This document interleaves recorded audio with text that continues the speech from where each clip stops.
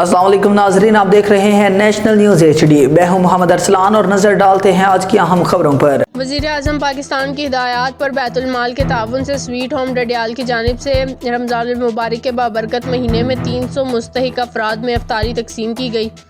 اس موقع پر مختصر دعائیہ تقریب کا انعقاد کیا گیا، جس میں چیئرمین حاجی مسعود بھلوٹ، وائس چیئرمین وقار احمد میر، سیکرٹری جنرل انجمن تاجران جاوید انصاری اور سویٹ ہوم کے ملازمین سمیت معزز علاقہ نے شرکت کی۔ تقریب کا آغاز تلاوت کلام پاک سے ہوا، جس کے بعد شرکا نے ملک کی سلامتی، خوشحالی اور امت مسلمہ کے اتحاد کے لیے خصوصی دعائیں مانگی۔ سویٹ ہوم کے منتظمین نے تمام مہمانوں کا شکریہ ادا کرتے ہوئے ان کی دعائیں اور تعاون ہی سویٹ ہوم کی کامیابی کا راز ہے۔